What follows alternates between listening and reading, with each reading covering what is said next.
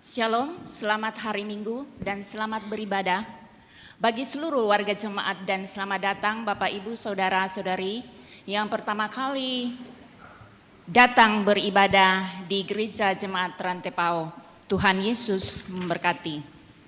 Penekanan Warta Jemaat Rantepao Minggu tanggal 4 Februari 2024 yaitu poin ke-14. Kebaktian lansia dilaksanakan pada hari Senin tanggal 5 Februari 2024 pukul 9 WITA. Bertempat di gedung gereja. Atas perhatian dan kehadiran para lansia diucapkan terima kasih. Poin ke-16. Ibadah bulanan persekutuan kaum Bapak Gereja Toraja dilaksanakan pada hari Jumat 9 Februari 2024 pukul 17 WITA di rumah Bapak Penatua JK Tondok. Poin ke-17, ibadah rumah tangga. Yang pertama, keluarga Sarah Karaeng dan keluarga Eodia Karaeng di kelompok pelayanan 3 dilaksanakan pada hari Selasa tanggal 6 Februari 2024 pukul 16.30 WITA. Yang kedua, keluarga Penatua Yohanes Membaya di kelompok pelayanan 3 dilaksanakan pada hari Sabtu 10 Februari 2024 pukul 17 WITA. Poin 18, berita duka cita. Telah meninggal dunia pertama Bapak Yakob Salutambing pada hari Selasa 30 Januari 2024 di rumah kediaman kelompok pelayanan 5. Ibadah penghiburan dalam rangka pemakaman pada hari Senin tanggal 5 Februari pukul 17 yaitu ibadah penghiburan, dan hari Rabu 7 Februari pukul 7.30 doa pemberangkatan jenazah ke Madandan dan ibadah pemakaman. Yang kedua, almarhum Ibu Bertara Pak Lebang pada hari Rabu. Jenazah sekarang berada di rumah kediaman di Kampung Taparan. Segenap majelis gereja dan warga jemaat Rantepao menyatakan rasa duka yang mendalam. Poin 19, pelayanan baptisan kudus anak. Pelayanan baptisan kudus anak atas nama Grayson William Reynolds dan Georgina Anastasia Reynolds akan dilaksanakan pada hari Kamis 15 Februari 2024 pukul 10 di Gedung Gereja Toraja, Jemaat Rantepao. Mohon dukungan doa warga jemaat. Poin ke-21, keluarga mahasiswa Kristen Oikumene Fakultas Elektroteknik Unhas Makassar mengadakan pencarian dana di jemaat pada hari ini, Minggu 4 Februari, dalam bentuk persembahan pujian dan aksi kue. Ada informasi tambahan. Pertama, format usulan akan dibagikan oleh majelis gereja ke semua warga jemaat untuk memasukkan usul-usul untuk pertumbuhan pelayanan di jemaat Rantepao.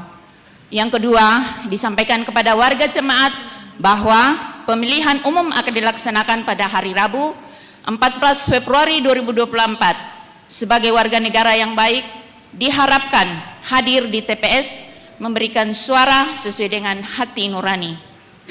Yang ketiga, informasi lain dan lebih lengkap silakan Bapak Ibu, saudara-saudari membaca di dalam warta jemaat. Demikian, selamat beribadah, Tuhan memberkati.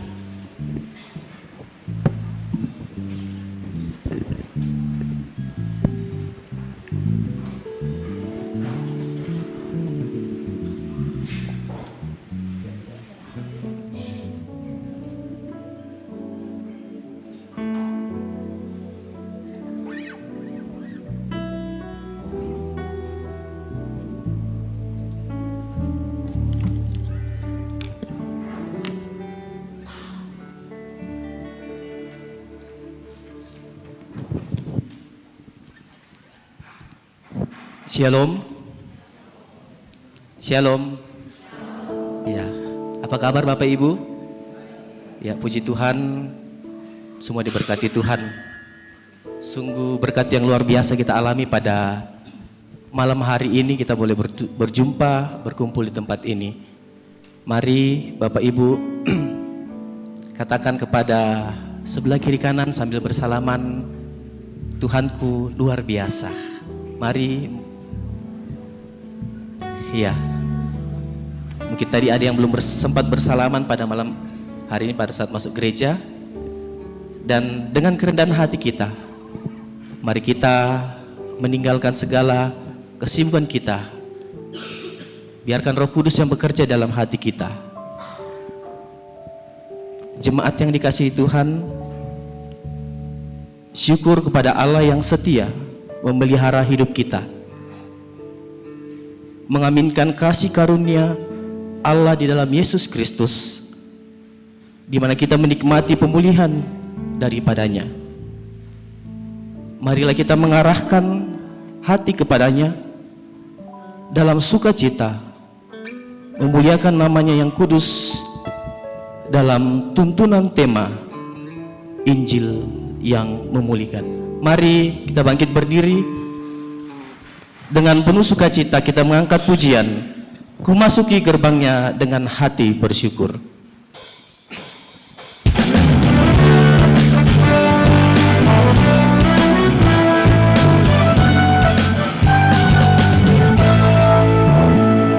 Masuki gerbangnya dengan hati bersyukur, halamannya dengan pujian.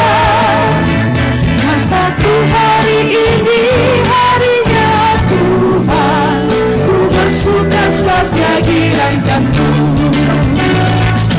Dia girangkanku, oh Dia girangkanku, ku bersuka sebab Dia girangkanku. Dia girangkanku, oh Dia girangkanku, ku bersuka sebab Dia girangkanku. Masuk ke gerbangnya sekali lagi.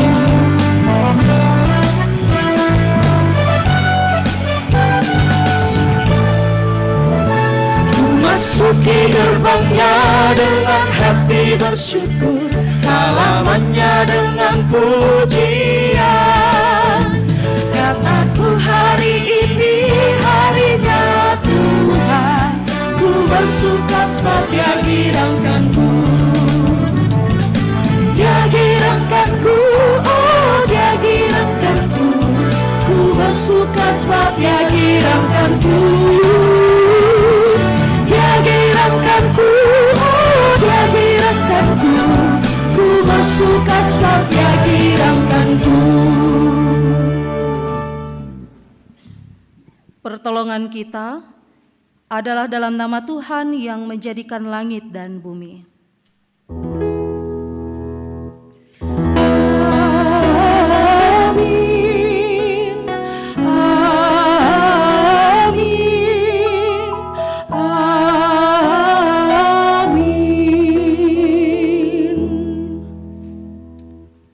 Salam kepadamu, Tuhan besertamu.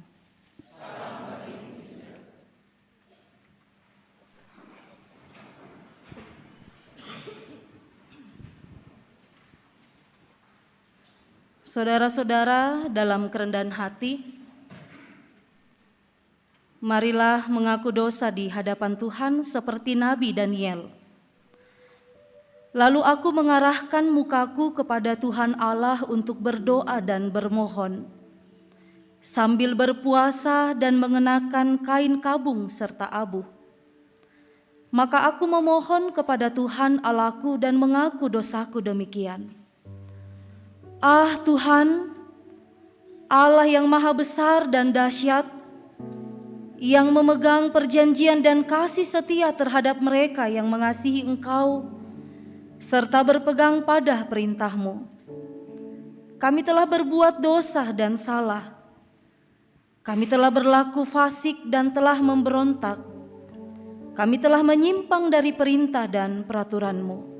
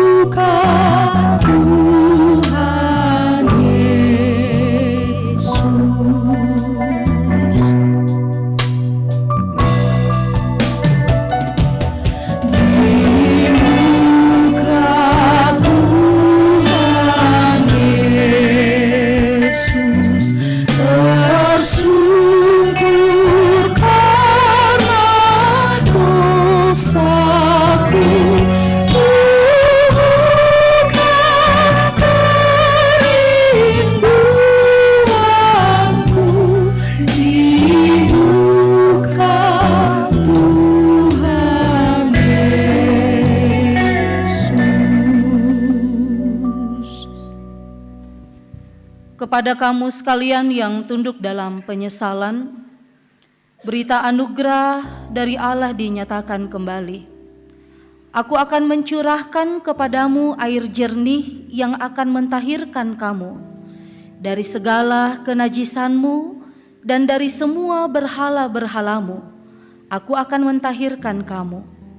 Kamu akan kuberikan hati yang baru dan roh yang baru di dalam batinmu, dan aku akan menjauhkan dari tubuhmu hati yang keras dan kuberikan kepadamu hati yang taat.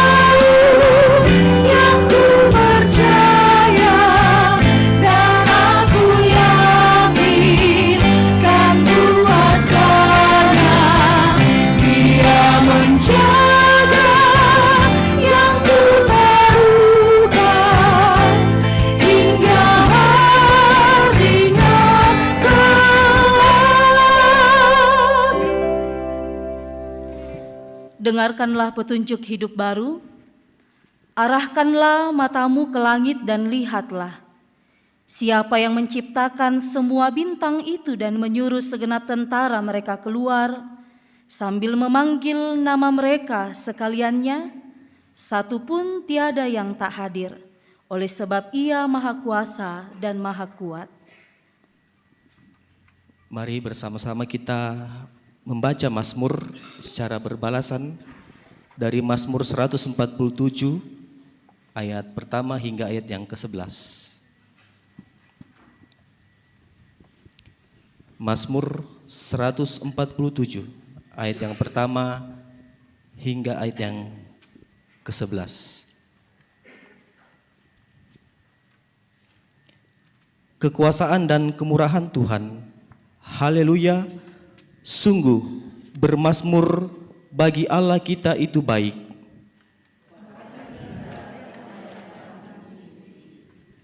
Tuhan membangun Yerusalem,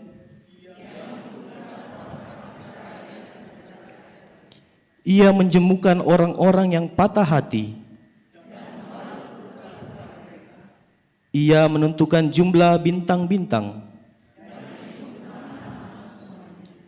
Besarlah Tuhan kita dan berlimpah kekuatan.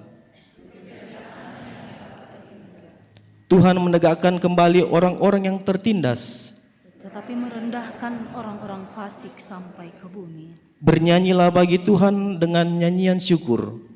Bermazmurlah bagi Allah dengan kecapi. Dia yang menutupi langit dengan awan-awan, yang menyediakan hujan bagi bumi, yang membuat gunung-gunung menumbuhkan rumput. Dia yang memberikan makanan kepada hewan, kepada anak-anak burung gagak yang memanggil-manggil. Ia tidak suka kepada kegagahan kuda. Tuhan senang kepada orang-orang yang takut akan Dia.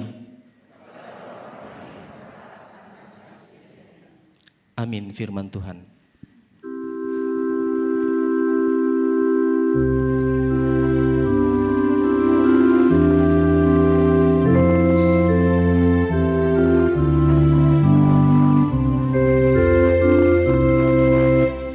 Haleluya, pujilah Allah dalam rumahnya.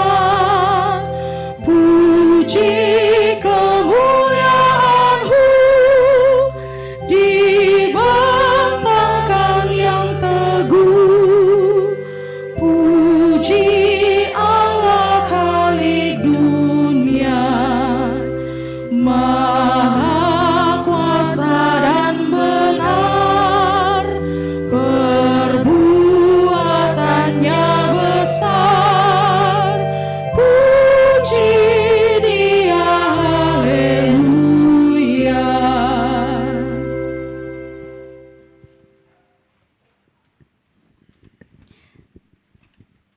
Kita akan membaca dan merenungkan firman Tuhan.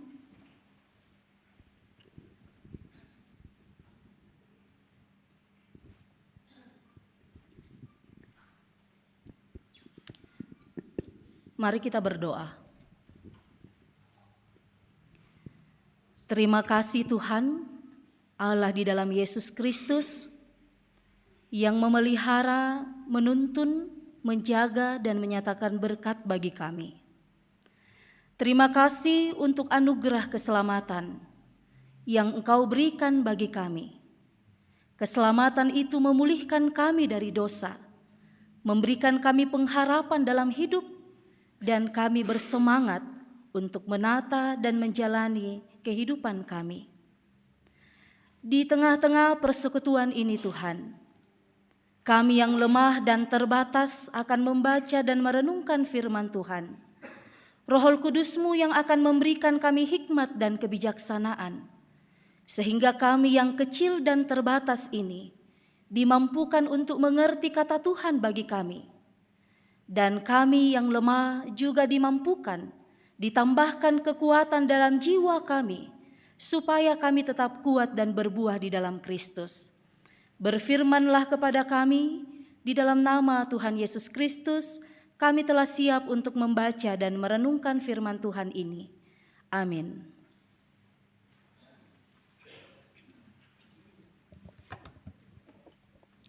Sidang jemaat, untuk pembacaan pertama diambil dari kitab Yesaya.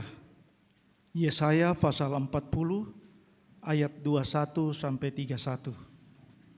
Yesaya pasal 40 ayat 21 sampai 31.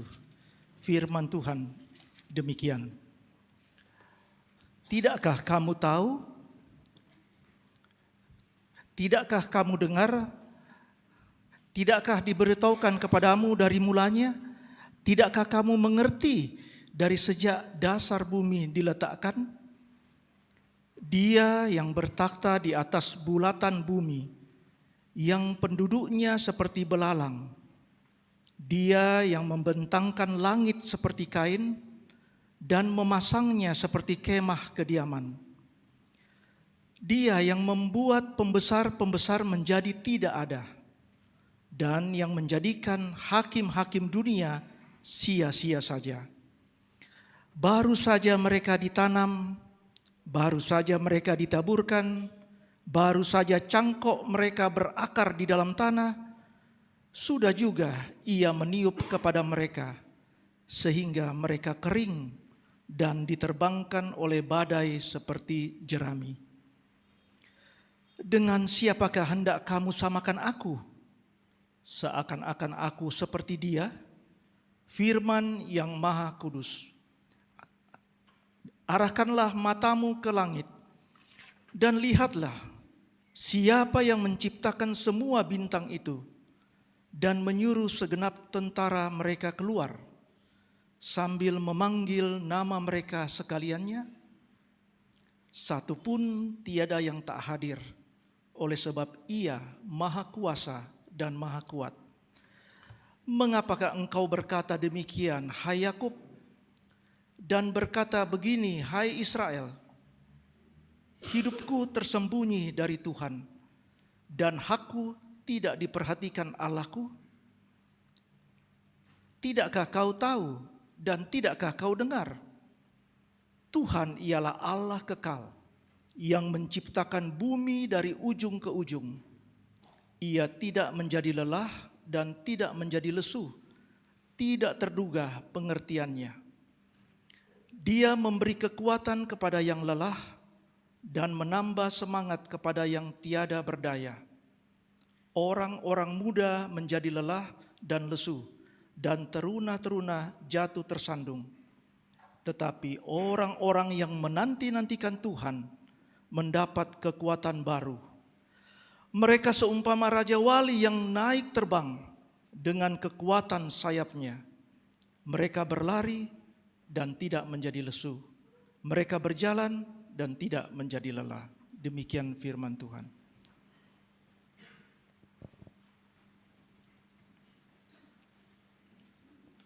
Pembacaan firman Tuhan yang kedua terambil dari kitab 1 Korintus pasal 9 ayat 16 sampai 23. 1 Korintus pasal 9 ayat 16 sampai 23. Firman Tuhan, karena jika aku memberitakan Injil, aku tidak mempunyai alasan untuk memegahkan diri. Sebab itu adalah keharusan bagiku. Celakalah aku jika aku tidak memberitakan Injil. Kalau andai kata aku melakukannya menurut kehendakku sendiri, memang aku berhak menerima upah. Tetapi karena aku melakukannya bukan menurut kehendakku sendiri, pemberitaan itu adalah tugas penyelenggaraan yang ditanggungan kepadaku. Kalau demikian, apakah upahku? Upahku ialah ini, bahwa aku boleh memberitakan Injil tanpa upah, dan bahwa aku tidak mempergunakan hakku sebagai pemberita Injil. Sungguh pun aku bebas terhadap semua orang. Aku menjadikan diriku hamba dari semua orang, supaya aku boleh memenangkan sebanyak mungkin orang. Demikianlah bagi orang Yahudi, aku menjadi seperti orang Yahudi, supaya aku memenangkan orang-orang Yahudi.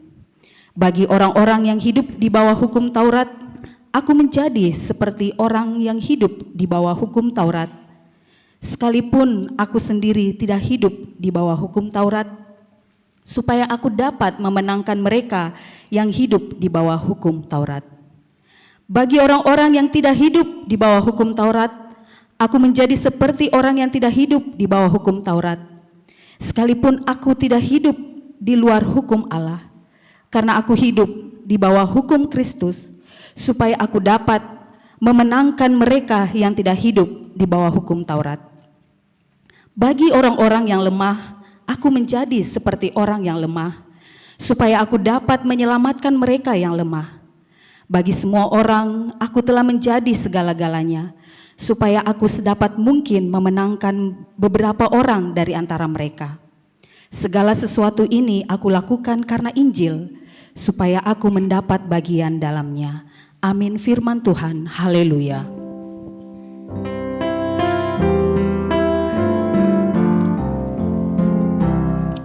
Haleluya, haleluya, haleluya, amin.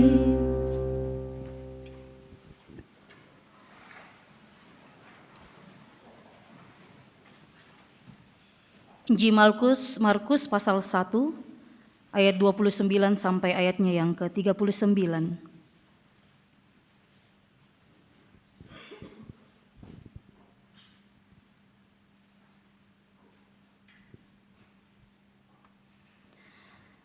Sekeluarnya dari rumah ibadat itu, Yesus dengan Yakobus dan Yohanes pergi ke rumah Simon dan Andreas. Ibu mertua Simon terbaring karena sakit demam. Mereka segera memberitahukan kepadanya keadaannya kepada Yesus.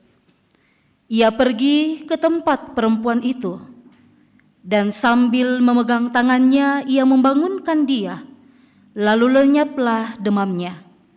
Kemudian perempuan itu melayani mereka.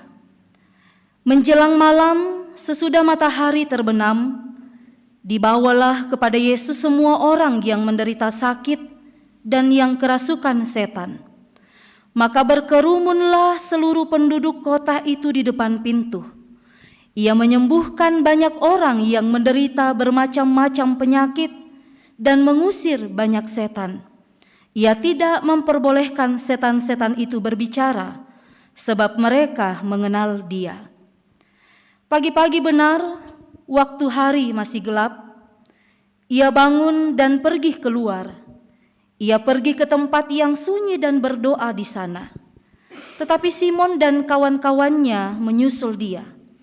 Waktu menemukan dia, mereka berkata, "Semua orang mencari engkau." Jawabnya, "Marilah kita pergi ke tempat lain, ke kota-kota yang berdekatan, supaya di sana juga aku memberitakan Injil, karena untuk itu aku telah datang."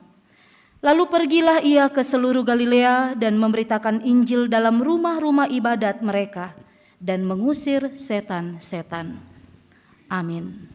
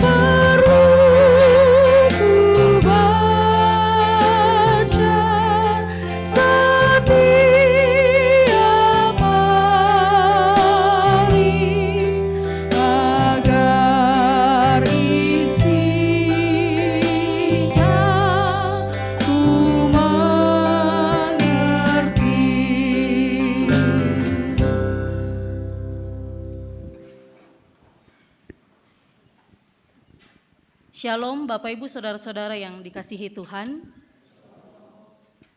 Ko tasi salama adolo. Kita berjabat tangan di samping kiri kanan sambil tersenyum. Sebab katanya emosi itu tertular. Iya. Jadi kalau di dalam rumah kita selalu senyum, sepertinya orang-orang di dalam rumah itu juga akan selalu tersenyum. Tapi kalau dalam rumah kita selalu marah-marah, maka emosi marah itu juga akan tertular kepada orang-orang yang ada di dalam rumah itu. Nah, Bapak Ibu Saudara-saudara yang dikasihi Tuhan, saya dan Bapak Ibu itu adalah pribadi yang rapuh. Kita sepakat dengan itu ya? Iya. Saya dan Bapak Ibu, bahkan semua orang, kita adalah pribadi yang rapuh. Sekuat apapun kita membangun pertahanan mekanisme kita, ada saatnya kita akan rapuh. Mungkin hari ini kita akan baik-baik saja. Kita membangun mekanisme pertahanan hidup kita. Tapi di satu posisi kehidupan, kita juga akan rapuh. Jadi sekuat apapun manusia membangun pertahanan mekanisme hidupnya, mereka identitasnya tetap rapuh. Oleh sebab itu manusia perlu award Bapak Ibu. Dia perlu bangun hidupnya. Dengan cara apa? Ini yang kita mau pelajari dari pembacaan-pembacaan kita. Mari kita perhatikan setiap narasi di pembacaan kita ini. Kita melihat di Yesaya 40 ayat 21 sampai ayatnya yang ke-23. Apa yang terjadi? Bagaimana manusia dengan sistem pertahanan hidupnya di konteks Yesaya. Nah Bapak Ibu, kalau misalnya kita teriris pisau, 1-2 hari mungkin tangan kita itu bisa sembuh dengan menggunakan obat. Tapi di konteks Yesaya, mereka itu harus mengalami penindasan selama 70 tahun. Jadi kalau misalnya kita terluka, kita sakit hari ini, kita makan obat, mungkin pemulihannya itu cepat. Tapi bisa kita bayangkan di pembacaan kita ini, pada pemerintahan Nebukadnezar, mereka harus ditindas di kotanya sendiri. Dan mereka menderita bukan cuma 1-2 tahun, tapi mereka menderita selama 70 tahun.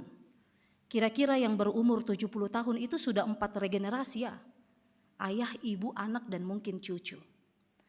70 tahun bangsa Israel harus ditekan di kampungnya sendiri. Mereka mengalami apa? Di sini diungkapkan dalam narasi ini, Yesaya mengingatkan kerapuhan mereka. Yesaya ingatkan bahwa betul kita tertindas, kita menderita, kita jauh dari rumah, kita tidak punya kekuatan.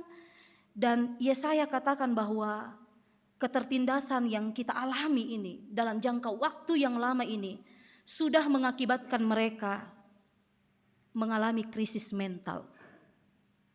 Mengakibatkan mereka lelah dan putus asa. Ruang mereka, gerak mereka dibatasi. Kemudian milik mereka, identitas mereka itu juga dibatasi.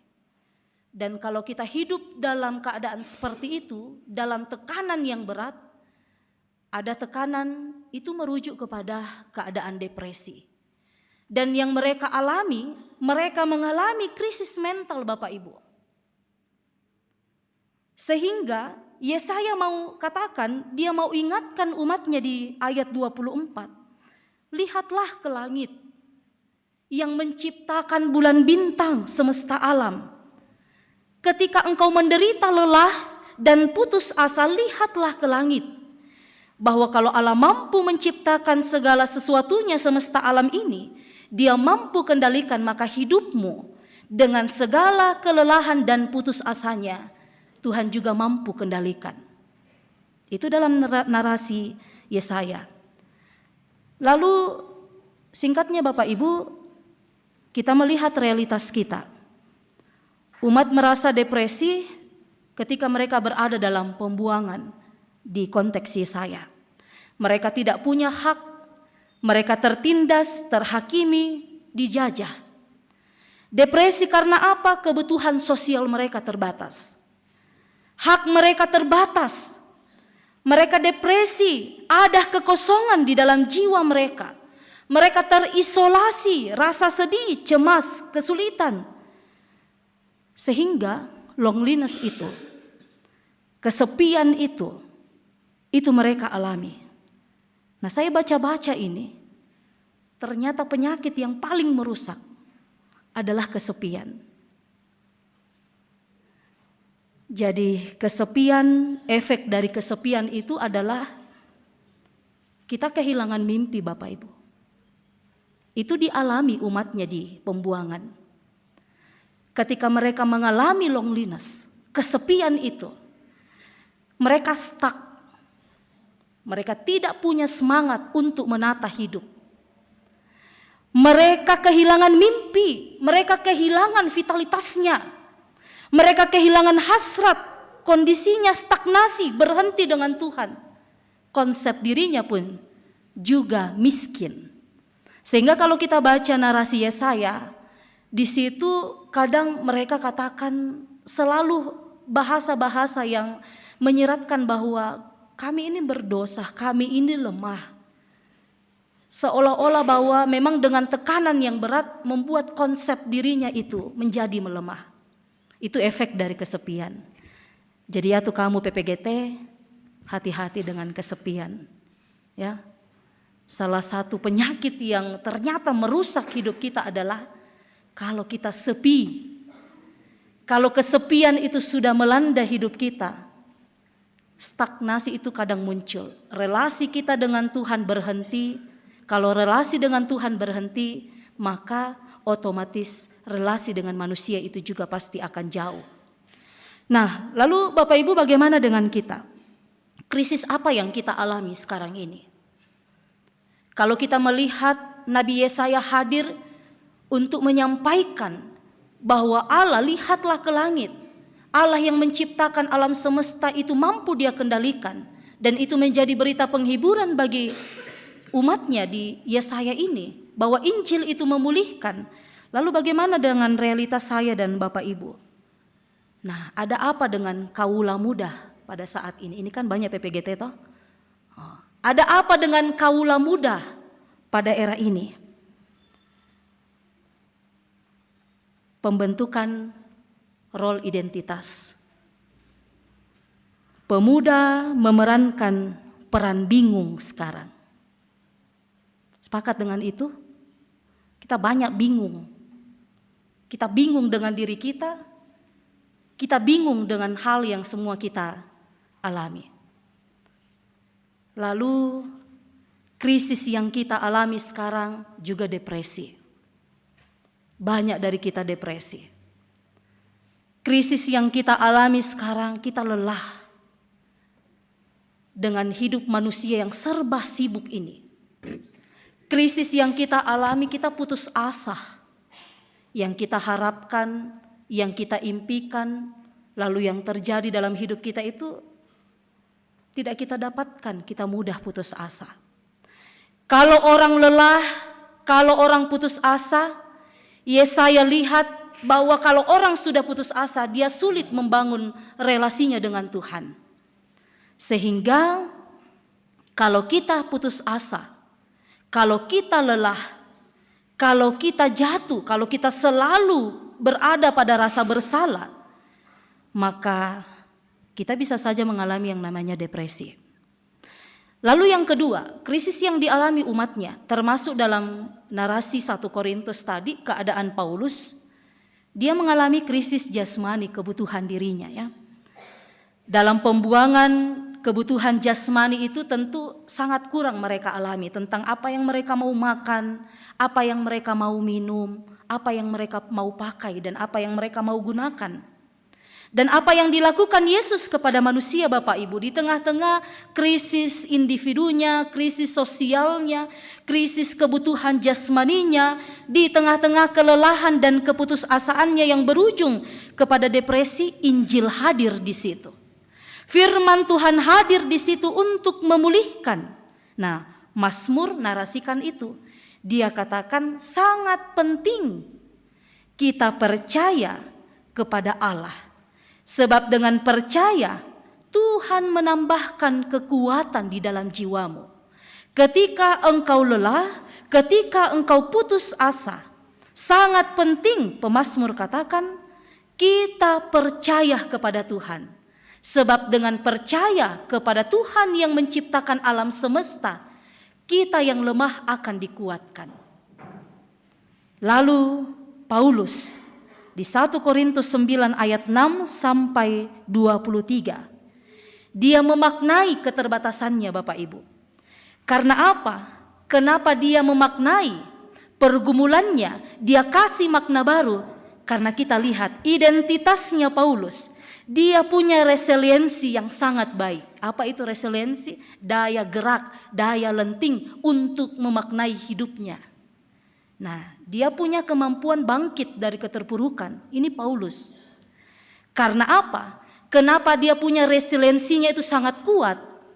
Dia punya daya lentingnya sangat kuat. Daya geraknya untuk bangkit dari keterpurukan. Sekali lagi, karena Kristus ada di dalam dirinya dan dia hidup di dalam Kristus. Jadi Injil yang memulihkan bagi orang yang patah hati, lelah dan putus asa adalah Injil yang menambahkan kekuatan di dalam diri kita. Dia memberikan kita semangat baru supaya gerak kita tidak lambat. Supaya kita menjadi semangat untuk menata hidup. Dan kita menjadi bersemangat untuk menata cita-cita. Jadi kalau resiliensi kita itu hancur, ruang gerak kita itu ya tapi wajar saja ya. Kalau orang lagi putus asa dan lelah ditindas 70 tahun wajar. Resiliensinya itu terbatas, ruang geraknya terbatas, semangatnya hilang, wajar. Sedangkan kalau kita bergumul 1 minggu saja dalam kedukaan, itu bisa menghancurkan iman kita. Apalagi bangsa ini. Tapi lagi-lagi Paulus memaknai itu. Dia melihat pergumulan, dia mampu menerima, menghadapi, dan dia mampu mentransformasi berbagai masalah yang dihadapi. Karena apa? Di narasi 1 Korintus itu dia katakan, saya hidup di dalam Tuhan. Tuhan di dalamku dan aku di dalamnya. Jadi Injil yang memulihkan adalah ketika aku di dalam Tuhan, Tuhan di dalamku, dia memberikan semangat baru supaya ruang gerak kita itu cepat. Supaya kita tidak lelah, kita tidak stagnasi di tempat ketika bergumul. Dia pantang menyerah Bapak Ibu. Ini kita lihat Paulus, dia mampu memperjuangkan kehidupannya. Karena Paulus tahu bahwa Injil itu menyelamatkan hari ini, bukan hari ini. Setelah kematian dalam narasi, kalau tulisan-tulisan Paulus itu, dia selalu menyampaikan bahwa saya hidup hari ini, tapi bukan hari ini. Di balik kematian, saya juga akan hidup. Itu ciri khas dari tulisan Paulus. Nah, Injil yang memulihkan memberi kita self-esteem. Artinya apa? Ketika kita hidup di dalam Tuhan dan Tuhan hidup di dalam kita, kita merasa diri kita itu berharga Bapak Ibu. Sama yang mau ditekankan oleh Yesaya kepada umatnya, sama juga yang disampaikan oleh pemazmur bahwa kita berharga, dan juga Paulus menyatakan demikian. Bahwa Tuhan melalui pengorbanannya di kayu salib itu memberikan kita, diri kita berharga. Alam saja berharga, semesta yang diciptakannya ini berharga, keterpurukanmu dia lihat, dia tahu dirimu itu berharga. Sehingga Allah di dalam Yesus datang untuk memberi keadilan, kebebasan, dan keselamatan. Nah, kalau Tuhan memulihkan diri kita dan keadaan kita, maka kita orang yang punya konsep diri yang baik. Kalau kita hidup di dalam Tuhan, Tuhan di dalam kita, pasti kita punya konsep diri yang baik. Karena apa? Allah di dalam diri kita dan kita bersamanya. Lalu, apa yang dilakukan Yesus di dalam pembacaan Markus pasal 1? Di sini kita lihat bahwa Yesus setelah memulihkan banyak orang, dia menyembuhkan ibu mertua Petrus. Dia meresponnya, lalu ketika ibunya ini sudah disembuhkan, ibunya pergi dan meresponnya dengan cara melayani Yesus dan murid-muridnya. Lalu ketika Yesus sudah mengerjakan pelayanannya, di teks selanjutnya dia katakan, dia bangun pagi-pagi, dia cari tempat yang sunyi, lalu dia berdoa. Apa yang mau dikatakan dalam firman Tuhan ini? Yesus memulihkan dirinya. Dengan cara apa? Berdoa. Dalam sepekan, kalau kita baca pasal-pasal sebelumnya kan Yesus sangat sibuk menyembuhkan. Tapi juga di sela-sela kesibukannya, Injil sinoptik itu selalu memperlihatkan bagaimana bahwa ketika Yesus sudah sibuk, lelah, capek, dikerumuni banyak orang, dia selalu mengambil waktu tenang untuk berdoa. Ada apa dengan ketika Yesus sangat sibuk dan sudah melakukan pelayanan lalu dia mengambil waktu untuk berdoa? Ternyata Yesus memulihkan dirinya. Dia tahu fisik yang lelah dan pelayanan yang sangat padat itu bisa dipulihkan ketika dia berkomunikasi dengan Tuhan. Nah, dia bangun. Kata bangun di sini juga merujuk bahwa dia bangkit atau mengalami perlompatan. Lalu dia berdoa. Setelah berdoa, kalimat selanjutnya dia melanjutkan pelayanannya ke seluruh Galilea. Jadi berdoa sangat penting. Makanya hari Senin sampai Sabtu kita menjadi orang yang super sibuk. Kita sibuk mulai dari Senin sampai Sabtu. Hari yang kudus dan hari Minggu kita dipanggil untuk rehat. Supaya apa? Kita ditambahkan kekuatan di hari ini untuk betul-betul memahami betapa baiknya Tuhan bagi kita. Lalu kita tetap semangat, kita akan semangat untuk menjalani Senin sampai Sabtunya lagi. Dengan berdoa, kita yang di bumi dan Tuhan yang ada di sorga itu terjalin. Sehingga dengan berdoa, apa yang Tuhan mau untuk diri kita akan mengerti dengan tuntunan Roh Kudus. Dengan berdoa, kita akan mendapatkan kekuatan baru.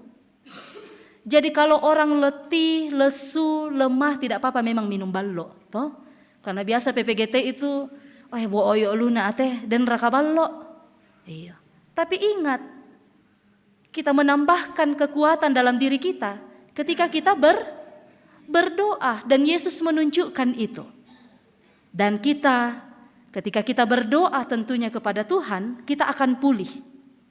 Kita akan dibangkitkan, kita akan bangkit untuk menjalin relasi kepada Allah dengan sesama kita, untuk melanjutkan perjalanan hidup. Nah, sehingga Bapak Ibu, dari Yesaya, Paulus, dan juga maksud dari Markus ini, dia mau katakan seperti ini, bahwa Injil yang memulihkan, dengan cara kita menjalin hubungan melalui Tuhan, berdoa.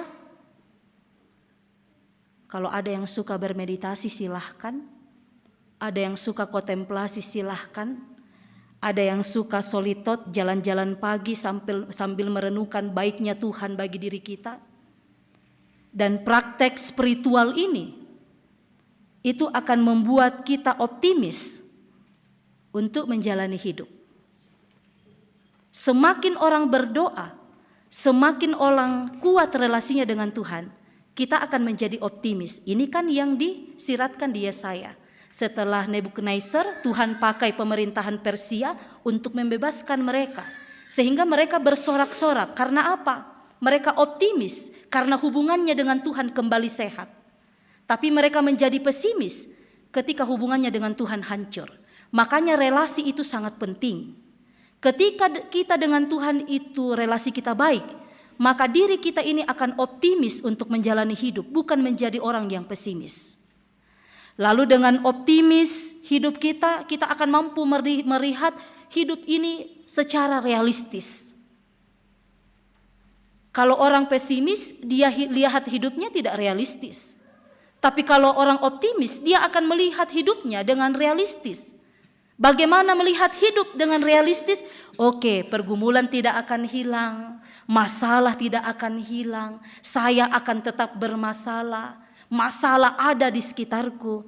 Tapi orang yang optimis, dia akan menjadi realistis melihat hidup ini, dimaknai setiap peristiwa. Dia tidak akan membiarkan peristiwa itu berlalu sebelum dia maknai. Ini dia Injil yang memulihkan. Jadi Injil memulihkan itu bukan hanya sekedar kita menerima keselamatan, tapi kita menjadi optimis, kita menjadi orang yang realistis melihat hidup, lalu kita akan melihat hidup ini dengan makna dari sudut pandang iman kita dengan baik. Kita tidak akan membiarkan hari ini berlalu tanpa kita maknai. Sebab apa? Injil itu sudah memulihkan hidup kita. Roh Kudus menolong diri kita untuk mewujudkan firman-Nya. Amin.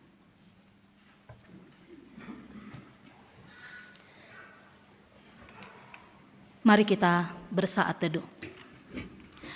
Bapa di sorga, kami bersyukur kepadamu bahwa Injil yang memulihkan itu kami nikmati, sehingga kami akan kembali dalam hidup kami untuk tetap optimis menjalani hidup ini, memaknainya bahwa setiap perkara kami dapat tanggung, sebab perkara yang berat Tuhan sudah tanggung di kayu salib, dan kami pasti mampu untuk menjalani dan menikmati hari-hari karunia Tuhan. Kita berdoa Bapa kami. Bapa kami yang di sorga, dikuduskanlah namamu. Datanglah kerajaan-Mu, jadilah kehendak-Mu di bumi seperti di sorga. Berikanlah kami pada hari ini makanan kami yang secukupnya, dan ampunilah kami akan kesalahan kami, seperti kami juga mengampuni orang yang bersalah kepada kami. Dan janganlah bawa kami ke dalam percobaan, tapi lepaskanlah kami daripada yang jahat. karena Engkau yang punya dan kuasa dan kemuliaan sampai selama-lamanya. Amin. Mari kita bangkit berdiri. Kita menyatakan pengakuan iman kita dalam rumusan pengakuan Gereja Toraja. Oleh anugerah Allah dan oleh kuasa Roh Kudus, Gereja Toraja mengaku bahwa pengakuan itu dijabarkan dalam pengakuan Gereja Toraja bahwa Allah berfirman kepada manusia yang ditebus, dikuduskan dan dipanggil menjadi umat Allah untuk disuruh ke dalam dunia bagi pekerjaan penyelamatan menuju zaman akhir.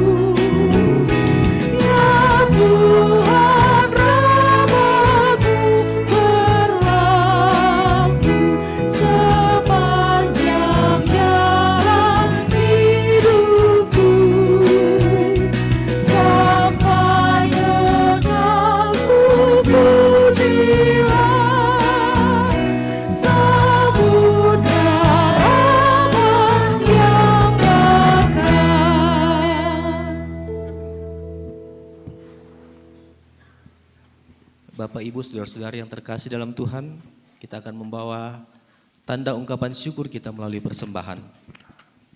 Bernyanyilah bagi Tuhan dengan nyanyian syukur, bermasmurlah bagi Allah kita dengan kecapi. Mazmur 147 ayat yang ke-7. Sambil membawa pundi persembahan kita, mari kita sama-sama menyanyi dari Kidung Jemaat 291 ayat pertama hingga ayat yang kelima.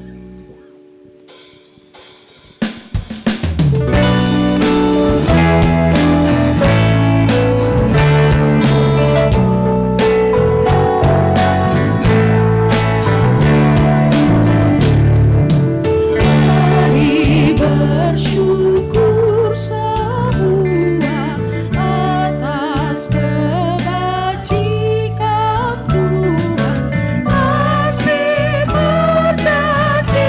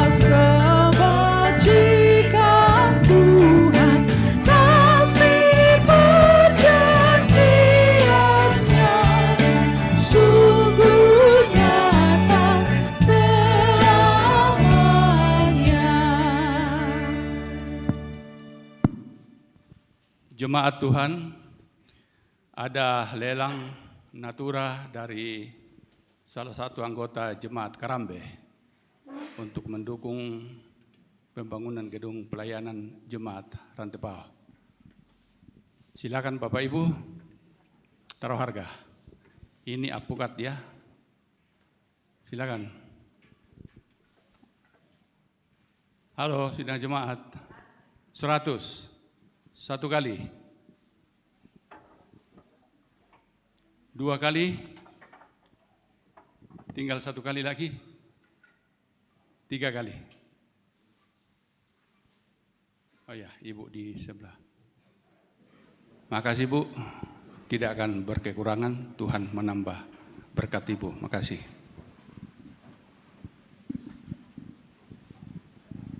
Dipersilakan puji-pujian dari KMKO Teknik Elektro Unhas.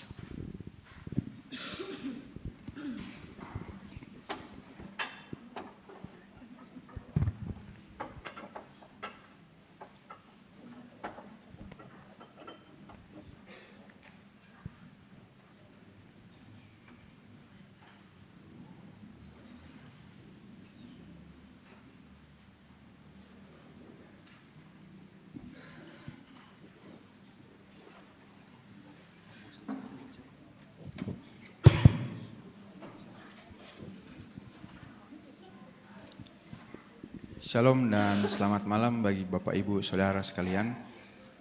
Sebelumnya kami berterima kasih kepada pendeta dan jemaat yang boleh mengizinkan kami untuk hadir di tempat pada malam hari ini. Adapun tujuan kami pada malam hari ini, kami ingin melakukan aksi penggalangan dana untuk mendukung kegiatan kami, yaitu retret KMKO Elektroteknik yang ke-23 yang rencana akan dilaksanakan pada bulan Maret. Kami mohon dukungan dari Bapak Ibu Saudara jemaat untuk memberikan doa dan dukungan kepada kami. Adapun kami akan memberikan sebuah pujian yang berjudul Kuberi yang Terbaik untuk berterima kasih kepada Tuhan yang telah menyertai kami hingga pada saat hari ini, dan juga untuk berterima kasih kepada jemaat yang boleh mengizinkan kami untuk melakukan aksi penggalangan dana pada malam hari ini. Terima kasih.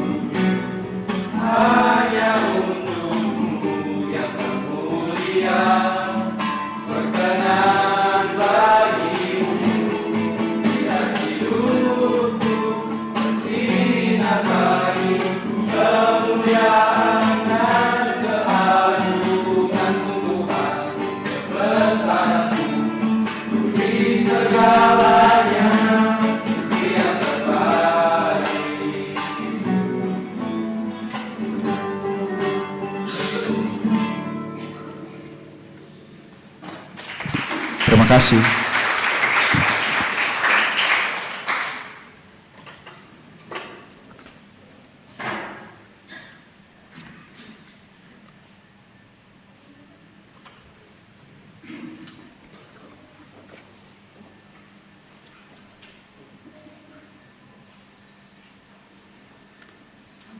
Mari kita bersatu di dalam doa syafaat. Kita berdoa. Terima kasih ya Allah, di dalam Yesus Kristus kami telah dipulihkan. Kami bukan lagi manusia berdosa. Kami telah hidup di dalam Kristus. Firman-Mu dan Roh Kudus-Mu lah yang akan selalu mengingatkan diri kami.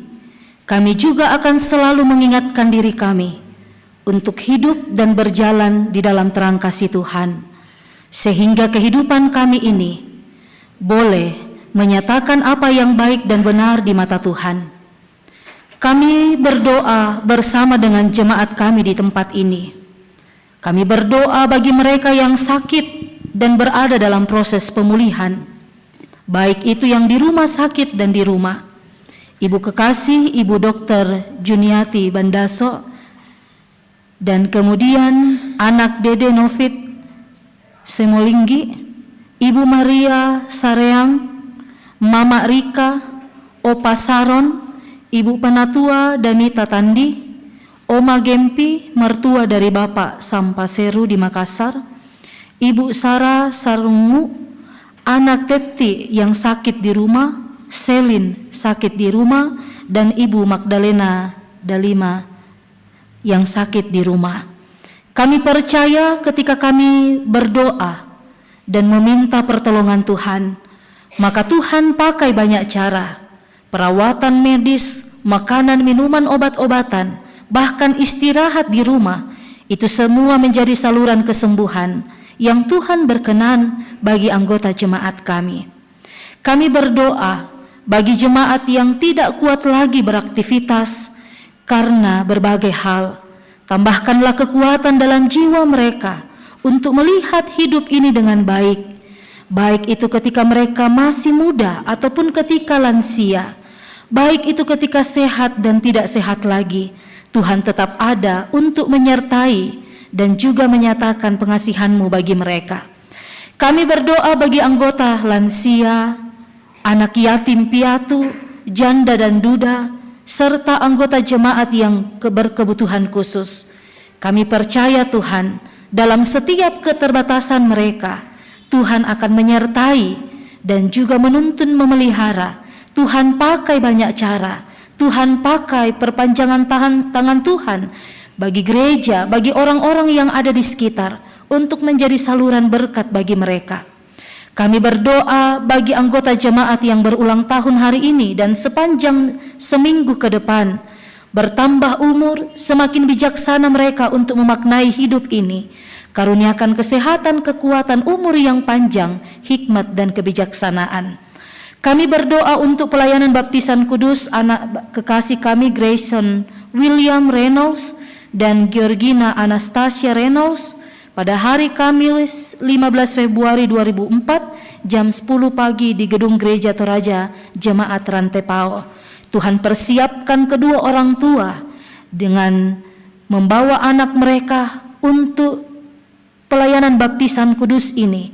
Kami bersorak-sorak karena anak kekasih Tuhan ini boleh diserahkan dan dimateraikan dan boleh mendapatkan pengampunan dosa dan keselamatan dari Allah. Orang tuanya diberikan hikmat untuk menuntunnya, memelihara, menjaganya dengan penuh cinta dan kasih sayang, sehingga dari pendampingan mereka, kasih Kristus nyata di dalamnya. Kami berdoa bagi keluarga yang berduka cita atas meninggalnya Bapak Yakub Salu Tambing, orang tua dari Bapak Moses Tambing, Ernawati Tambing, Albert Tulak Tambing, Mikael M. Tambing, Edward Tande Petambing, dan Anugrah C. Tambing pada hari Selasa 30 Januari 2024 dan akan dimakamkan pada hari Rabu 7 Februari 2024 di Madandan. Kuatkan mereka Tuhan dan hiburkan mereka. Kami percaya Tuhan pakai banyak cara untuk menjadi saluran penghiburan dan kekuatan bagi keluarga kami ini. Semua proses pemakaman juga akan berjalan dengan aman dan selamat. Ibu Berta Rapak Lebang, kakak dari penatua Hendrik Lebang, yang juga berduka pada hari Rabu 1 Februari 2024. Berkati keluarga kami ini, mereka dikuatkan, diberikan hikmat untuk menjalani kedukaan dengan terus berpengharapan pada Kristus. Proses pembangunan gedung gereja, juga penata layanan di jemaat ini, ibadah-ibadah yang akan dilaksanakan, Tuhan berkati semuanya. Kami berserah sepenuhnya ke dalam tangan pengasihan Tuhan, tetapi juga ada hikmat kebijaksanaan. Kami bekerja sama sehati sepikir untuk mengangkat pelayanan pembangunan gedung pelayanan ini. Kami berdoa untuk pesta demokrasi pada tanggal 14 Februari 2024. Ajar kami untuk menyatakan yang terbaik, maksud Tuhan yang baik dalam hidup kami. Kami memilih, kami menggunakan hak pilih kami, dan kami mendoakan bagi mereka semua yang telah memberi diri untuk menjadi perpanjangan tangan Tuhan untuk juga masuk dalam pesta demokrasi ini. Siapapun yang terpilih nantinya, kami percaya mereka akan tetap kuat untuk mengangkat pelayanan di tengah-tengah pemerintahan negeri ini. Persiapan-persiapan itu juga kami doakan. Semoga semuanya berjalan dengan penuh aman dan selamat. Kami berdoa untuk kedamaian dan kesejahteraan bangsa, negara, gereja, pemerintah, lembaga adat, TNI, Polri, dan seluruh sistem yang ada di dalam pemerintahan kami ini. Berkati Tuhan, kami percaya dengan hikmat-Mu, kami mampu mengelola hidup yang terbatas ini, dan kami juga akan terus mengingatkan diri kami untuk terus melakukan apa yang baik dan benar di mata Tuhan, sehingga iman kami bertumbuh di dalam kasih karunia yang Tuhan anugerahkan. Setelah ibadah ini kami akan pulang, kami menjalani hidup anugerah Tuhan dengan tetap optimis, karena Injil itu sudah menyelamatkan kami, menerangi hati kami, dan kami akan menata hidup ini dengan terus menyerahkan sepenuhnya kehidupan kami dan memaknainya semuanya ke dalam tangan pengasihan Tuhan. Ini doa kami, syafaat kami, di dalam nama Tuhan Yesus yang adalah Tuhan dan Juru Selamat kami yang hidup, kami berdoa. Amin.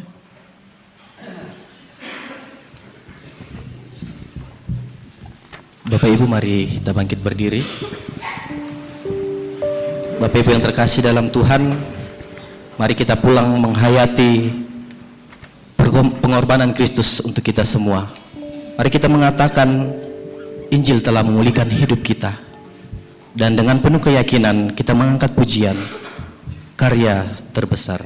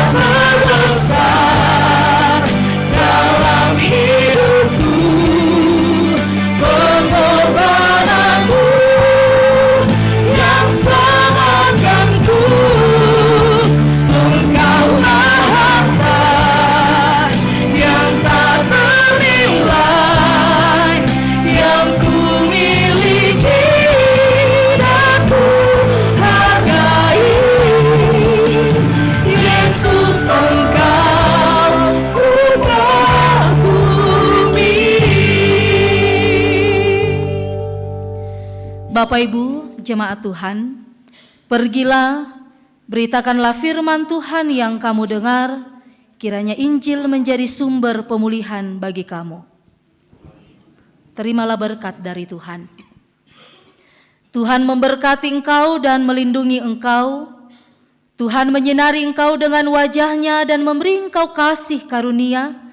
Tuhan menghadapkan wajah-Nya kepadamu dan memberi engkau damai sejahtera. Segenap majelis Jemaat Rantepao dan seluruh warga Gereja Toraja Jemaat Rantepao mengucapkan kepada Ibu Pendeta Marlin Tandiarang yang sudah melayani di tengah-tengah jemaat pada malam hari ini. Tuhan Yesus memberkati di dalam pelayanan. Bapak Ibu, saudara-saudari yang terkasih dalam Tuhan, mengakhiri ibadah kita pada malam hari ini, mari kita mengangkat pujian pelengkap Kidung Jemaat 183 ayat yang pertama dan ayat yang kedua. Mari sebarkan Injil ke seluruh dunia.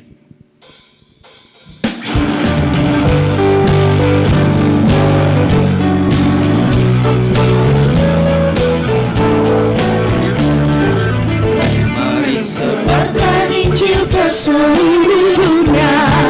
Mari wartakan nama Yesus Maha Mulia. Besar kasih-Nya bagiku dan bagi kita semua. Dia mati bagi umat manusia. Mari sebarkan, hai mari wartakan, keselamatan oleh Tuhan tiada terbeli, dan teruskan serta beritakan, damai ilahi dalam Yesus diberi.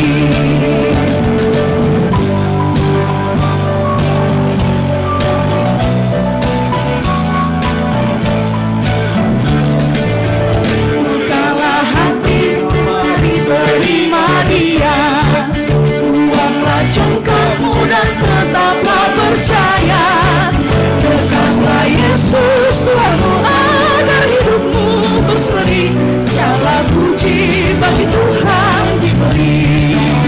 Mari sebarkan, hai mari wartakan, keselamatan oleh Tuhan tiada terberi, dan teruskan serta beritakan, rahmat ilahi dalam Yesus diberi.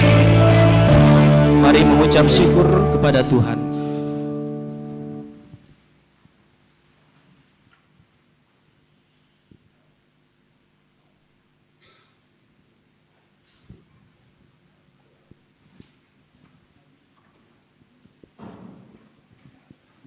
Demikianlah ibadah kita pada malam hari ini. Tuhan Yesus memberkati kita semua.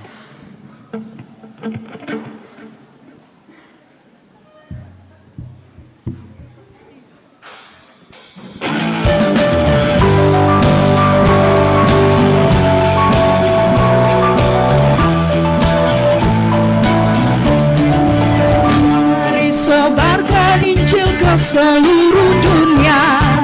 Mari kabarkan nama Yesus Maha Mulia. Besar kasih-Nya bagiku dan bagi